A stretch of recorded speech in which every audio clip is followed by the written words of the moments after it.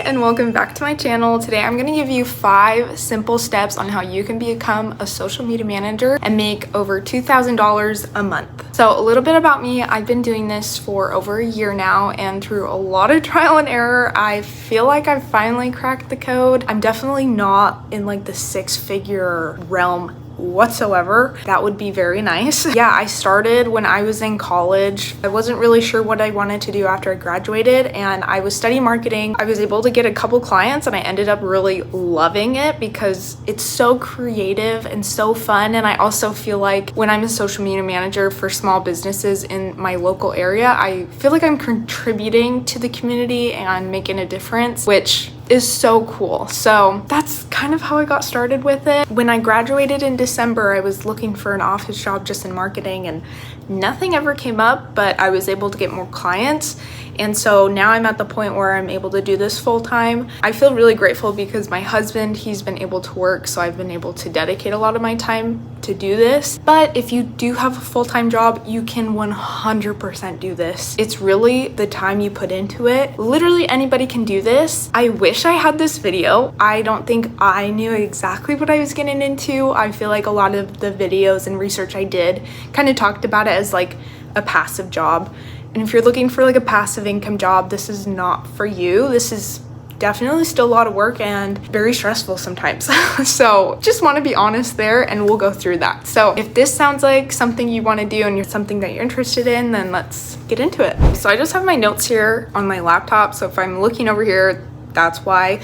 But I want to talk a little bit about what even a social media manager is and what we do, because that seems to be the top question. Like, it just sounds like you're making videos and you're posting them, which yes, we are, but it's also a little bit deeper than that, actually a lot deeper than that. And there's a lot of work that goes on behind the scenes from what you just see straight up. The primary responsibility as a social media manager is to create awareness for that brand or business. And I have a chart right here showing the 4 stages of the sales funnel, and social media is pretty much at the top. You're just creating awareness. You're just getting the word out that, hey, here's a business. And then from there, right, if they're interested, we have calls to action in our videos to be like, hey, go to the website, go buy it, that kind of thing. But this decision and the action really does depend on the website itself, the landing page, or the business itself. And so social media marketing is just a piece of the whole puzzle, I guess you could say, of the marketing strategy. And so that's something to be really clear of when you're working with businesses and saying, hey, social media is a huge and important piece that you need to have for your business. But ultimately, it also depends on what you as a business owner are doing as well outside of social media, so that when people see your videos and your content and they go to your business, that you're also following through on those last 2 steps. So I'm just gonna list a couple ways that we do create awareness. So we develop social media strategies, create content and copy, posting that content consistently, engaging with the audience, so through DMs, comments, all that stuff, keeping up with social media changes and trends. It also involves running ads. And I didn't know this before, but it does involve a lot of education and educating business owners, because social media is so complex, it's so vast, there's so much that goes into it, and it's changing literally every single second of every single day. So I will make separate videos about all the different things that a social media manager does, but that's just kind of giving you an idea of like, how do we create awareness, and in that awareness in social media, what is the social media manager actually doing? But if you're wondering, okay, is this a job for me? Like, that does sound really fun. I haven't really done that, but I kind of want to jump in. Like, how do I know this is good for me? So I'm just going to go through and ask you some questions, and you can say yes or no. So, is this job for you? Can you stick to deadlines that you and others have created? Are you okay with making a lot of mistakes? Are you okay with not seeing results right away? Are you okay with having 4+ people counting on you? Can you be a leader and be decisive? Can you stand up for yourself? Are you honest? Are you in this for the long run or just wanting to make a quick buck? So if you answered honestly yes to all these questions, then congratulations. You can move on and you are ready to be a social media manager. Let's dive into step one, because this is where a lot of people get stumped up, is like the skills. If you don't have the skills, you're not going to be a good social media manager, and then you're not going to succeed. The first thing is editing photos and videos. I think this is number one. CapCut and Snapseed are my favorites. Yeah, let me know if you have apps that you like, but you have to know how to edit videos and photos. Start posting on your own accounts. I cannot tell you how helpful this is, because when you're posting on your own accounts, you're free to try whatever you want, and that's really gonna give you time to figure out, okay, what is working, what isn't, what do I like, what do I not like, what's kind of my style that I like. I wouldn't start posting on like your personal account. Like, create a separate account of something that you are passionate about. So if it's like skiing, like post videos of you skiing. If it's knitting, like share that. For me, I did a music account. Literally just post whatever interests you, create an account about that. Maybe it'll blow up, I don't know. And as you're doing that, post on as many social media platforms as you can, so you can figure out what kind of platforms you do really well on and which ones you enjoy. Obviously, Instagram is probably gonna be number one just because everybody's on there, but look outside of that. Like, look at YouTube, TikTok, Pinterest. I love Pinterest, and I would never have thought about it if I hadn't started posting, and I've actually done really well on Pinterest. So kind of expand and see what you really enjoy posting on, and that'll also give you an idea of like, okay, what kind of services can I offer that are different from, you know, my competition. I would definitely do like a challenge. I would do like a 30-day challenge or something where you're posting every single day for 30 days and just try to get something viral. Like, try to create some kind of viral content. Try to get as many views as you can, try to grow as many followers as you can, because that way that's like a testimonial basically of like, hey, I've grown this account. And it doesn't have to be crazy. Like, it could just be like 300 new followers, like 10K views, you know what I mean? That's gonna boost your confidence because you're like, I've done this before on my own, but then you can use that in your portfolio as well.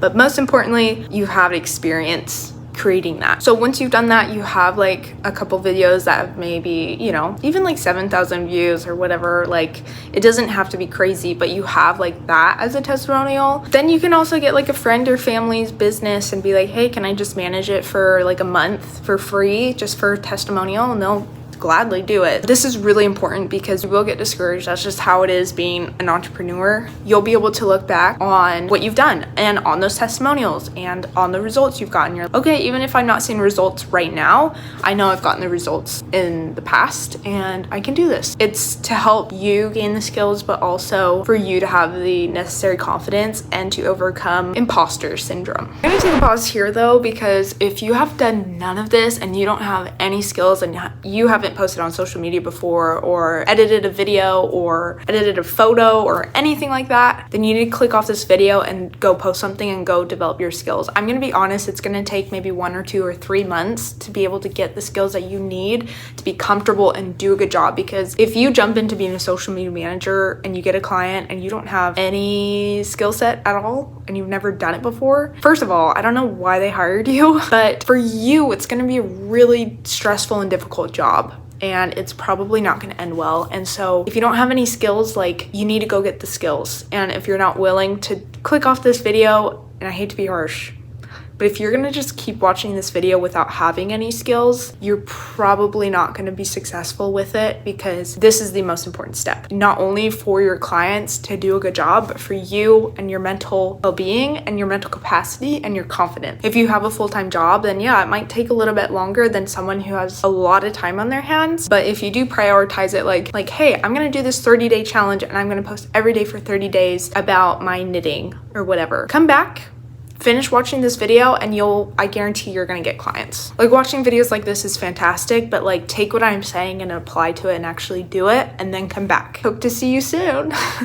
All right, let's move on to step 2. So you've completed step 1, you have the skills necessary, you've posted on your own account, you have 1 or 2 testimonials, you're feeling good. Now we just need the clients. So let's talk about how to get those clients. The way that I have been able to get clients is through cold emailing. I've been able to get clients through other ways, but this has been the top way for me if I want to get a client in like a month or two. And this has worked so well. I love cold emailing because it's so low key. I feel like I'm not like selling or like being pushy or anything, because it's kind of just like, hey, I just want to reach out. If you're interested, let's book a meeting. Like that's the goal, is just to book a meeting, not to necessarily book a client. But if they're not interested, they won't respond, and that's totally fine because you've emailed 30 other people. These business owners are so busy that they don't have a lot of time to like talk on the phone if you're cold calling or anything like that. And with cold emailing, because they're so busy, when they have time, they can review it. Now, with that said, because business owners are really busy and they don't have a lot of time, they do get cold emails a lot too, from people just like you saying the exact same thing. But I figured out how to stand out. Think about like what they want. What do they want? Do they want more sales? Do they want more followers? Do they want more bookings? Whatever this business wants, you're gonna put it in the title. So the very first thing is they see that title with their desired goal. They open it, they have just like a little email. Don't make it too excessive. And again, like focus on the results that you've been able to create, that you can create for them within the email. I have a template for you that you can get down below. It's completely free, but it's really just simple. Like, hey, I really like your business. Here's what I can do for you. Here are some areas that you're lacking. Here's how I can help you. Let me know if you want to book a meeting. If not, totally fine. And then the magic piece is to actually give them something of value. So I create like a little freebie for them, and it's all personalized. So I usually put like their name on it with their brand colors, and then just some like useful video ideas, suggestions, anything like that that's personalized to them. And that seems to help a lot, because you're not just asking for a meeting, you're actually giving them something that they can use whether or not they choose to book with you. It shows that you care, it shows that you know what you're talking about, and it shows that you're also not desperate, because in this day and age we're getting sold to all the time. It seems like people want things from us all the time, and so it's nice to just be given something just because you care and just because you want to. And obviously in this case, like I'm giving so I can get something, but if they don't respond, like I am just giving information for free and valuable information. And again, I do have freebie examples linked down below. I have a video all about this as well. So now we're going on to step 4. This is when you're actually booking a meeting. So you've gotten a response, booked a meeting, you're on your way. I like to meet in person, and especially at their business, just so I can see what it looks like, what we're working with. And then I use this value prompter I got from my professional selling class in college. Believe it or not, you do use some things that you learn in college. This has been so valuable. So I'm gonna walk you through how I use this. So usually the business has a problem. That's why they've reached out to you. A lot of times it's just the consistency problem of posting on social media every single week. Like that is so hard, because again, business owners are very busy and they don't have time to be posting and filming and editing and strategizing and all that kind of thing. So they're just like, I just need to like give it to someone, because they recognize the value of it. It does help their business, but they just don't have the bandwidth to do so it's pretty self-explanatory. I feel like finding the issue and their problem isn't that hard to do, because it's basically that. And then the solution is like, here's what I'm gonna do. So for example, I use Notion. So I give them an example of like, this is what the content calendar looks like, and you approve all the content before it goes out. So you see all the content before it goes out, so you know exactly what's going to be posted. I come in once a month and I film all the content, and after that I edit it and put it on. And so you're walking them through what it would look like to work with you. And if you have an example of like a content calendar that you use, like I said, I use Notion, but you can also use like a Google Doc. I did that. And then talk about the value of it. You know, what would this do for you and your business? But you're going to talk about the value. What value would your business get out of from having social media, right? And so a lot of times it's having that awareness, like we talked about earlier, of, well, I'm getting the word out, I'm engaging with my customers, and it does increase sales. Like social media increases sales when done right. So that's really important. And then the power section is, who else do we need to talk to? So always make sure that you're talking to the decision maker. So a lot of times if it's like husband and wife, have them both there. You'll very quickly determine who's the one that's the decision maker. And then I kind of focus on them a little bit, because I'm like, okay, you're the person that has the final say, you know?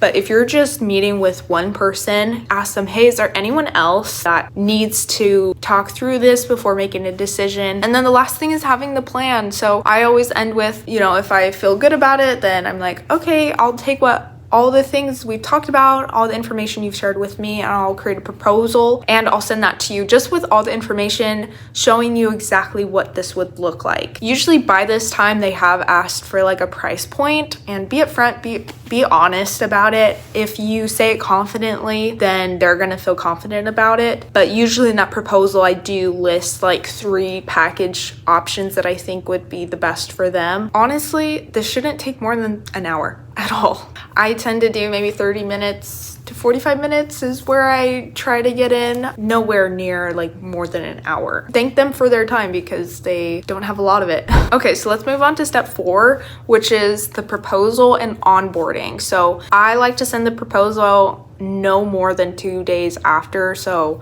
ideally later that day. So if you met with them in the morning, send it to them that day. I love using ChatGPT for this too. I'll usually just put in, okay, here's the business, here's what their goals are, here's what they do, they want a social media package, and ChatGPT usually has great proposals. Make sure to go through and edit whatever is necessary, but yeah, use ChatGPT for that because it gives you a really detailed, great plan. But just to give you a general rundown of what my proposals look like, I have the goal of the business, brand voice and vibe, so different keywords, target personas, so that's also like their buying journey, like how social media will affect them purchasing, the strategy, and that involves like the content pillars, what kind of content we're gonna do, the client and freelancer relationship, so this lays out what I do and what they do, the investment, I don't know how many fingers I'm holding up, that's the 3 package options. So I give them 3 pricing options with different amounts of services or frequency or whatever works for you and for them. After that is like the timeline. So usually I have 1 week of strategizing and researching, 2nd week is filming and editing, and then the 3rd week is when we actually start posting. So give them that timeline. They kind of know, okay, when does posting actually start?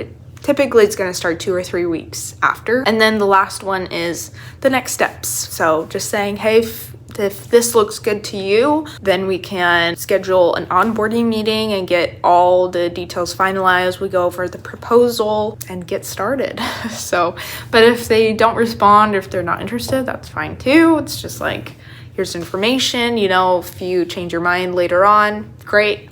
If not, that's fine too. You really don't want to be pushy about it because you'll seem desperate, and nobody wants to hire someone who's desperate. And then here's just a quick rundown of what the onboarding meeting looks like. So talk through the proposal, and if things need to be a little tweaked in there, that's fine. But during this time, I pull out the contract that I use, and I always say, once a contract is signed and the invoice is paid for the first month, that's when I start working. If I don't have one or the other, I don't start working until I have both. So make sure to do that. And then I only do minimum 3-month contracts. Don't do month-to-month contracts at all because it'll screw you over. I use hellobonsai.com for my contracts and it's fantastic. So I just pull up my contract with them and I go through it with them so they know exactly what they're getting into. It's nothing too crazy. And like I said, you can completely edit it. It's just to protect you and the client, just in case something happens. This is also where I explain expectations to them. So like I said in the beginning, social media is an awareness game, right? If the business isn't running properly now, social media cannot fix broken business. Like they have to be doing their work too, but it will help. So if you have a successful business already and you just need a little extra boost with social media is going to help you take it to that next level. And it's also just going to help you as a business owner be able to look outside of the box and to look at different ways to increase sales and bookings and all that kind of stuff. And then social media is again just going to help you take your business to the next step. But both the social media manager and the business owner are going to be engaged with the marketing. So explain that to them. Let them know the expectations. I also let them know that, hey, social media is a long-term game. It's a consistency game. You're probably not going to see crazy viral results week 1. Most likely it's going to be after month 3, 4, 5, 6 to see the best results. It's going to take years, right? Because it really is a consistency thing. With me, what I've seen is we usually just see great results after month 3. If I don't see those results, then we have to change the strategy and figure out what's working and what's not. You as a social media manager need to take accountability, figure out a way to make sure those numbers are going up. Always make sure, to let them know of your office hours. You don't want to be available 24/7. I'm like, after 5 p.m., definitely 7 p.m. I'm not going to respond until the morning. Weekends, I'm not working, and that'll give you a lot of peace and less stress. And then once your contract is signed and your invoice is paid, you start working. And that leads us to step 5, which is you do the work. And honestly, all I can really say at this step is do what you promised and said you were going to do. It's really that simple. You are putting in the work and you are doing what you said you're going to do. You're posting consistently, you're updating the content calendar and getting everything approved by them, and then meeting with them monthly to go over analytics with them and make sure you're on the same page. You are going to be so successful and you are going to do so well, because honestly, like I said, the consistency part is the biggest part of the battle. You don't have to be the best social media manager out there. If you are posting consistently for your client and you're providing high quality content, like that is more than half the battle. Showing up is really like the biggest part of it. So be open and honest with your clients, because they will really appreciate that. And that is all I have for you. I hope that was helpful and maybe gave you a lot more insight on what you're getting into, and maybe a little bit more information on how to actually get started. It is a little scary, it is a lot of work, but again, it takes time, and if you really want to do it, I promise you that you will be able to do it. I for sure would always wonder, oh my gosh, am I cut out for this? I haven't heard back from anyone. I haven't gotten the clients I wanted. I do now. Like, I have amazing clients and I love what I do and I'm excited to keep growing. Yeah, I'm definitely still in the beginning stages. Like I said, like I'm going into my year 2 of doing this. But let me know if you have any questions or any topics or anything like that you want me to go over, and I will happily do that. But yeah, so for now, don't forget to subscribe for more content if you are interested. I hope you have a great rest of your day.